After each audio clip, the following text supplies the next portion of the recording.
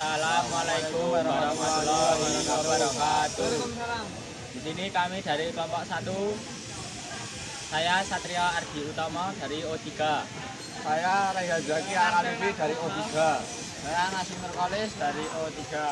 Saya Dawari Pratama dari O2. Di sini saya akan mereview Honda Megaboot tahun 2009. Gaya keren di sosial media, padahal di rumah dia cuma bentar-bentar pamer lagi belanja, padahal duit masih minta orang tua. Udah boyo apa onone, rasa dipesake, olasan. Selanjutnya Saya di sini akan mereview part-part dari sepeda motor MP ini terbuat dari bahan-bahan apa saja. Yang pertama adalah karet.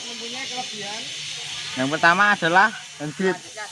Hand grip ini terbuat dari karet agar tidak licin saat digunakan. Kelemahannya adalah akan keras jika hand grip ini terkena panas secara berlebihan. Dan yang kedua adalah cover jok. Cover jok ini terbuat dari bahan karet. Semua sepeda motor juga terbuat dari karet. Dan yang ketiga adalah pijakan. Ini juga terbuat dari bahan karet.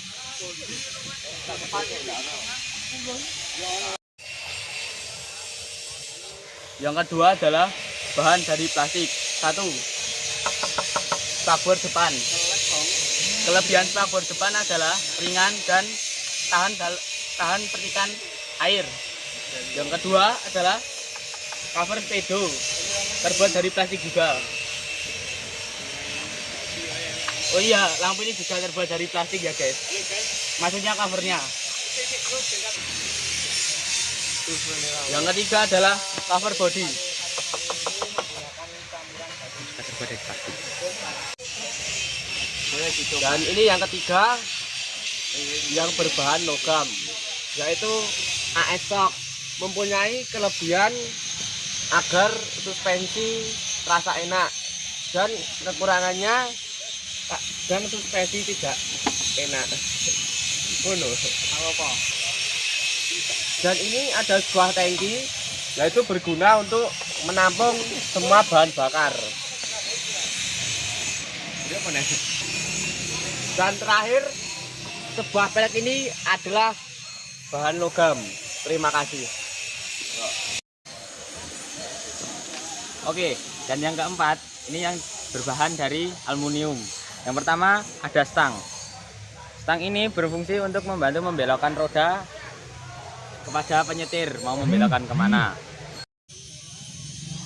Dan yang kedua yang terbuat dari aluminium itu ada bagel, berfungsi untuk menahan bokong belakang dan untuk bendelan. Dan yang berbahan aluminium yang ketiga yaitu ada dudukan footstep. Ini juga terbuat dari bahan aluminium. Sekian, terima kasih dari kelompok kami. Bila ada salah kata ataupun perbuatan, mohon dimaafkan. Wassalamualaikum warahmatullahi wabarakatuh.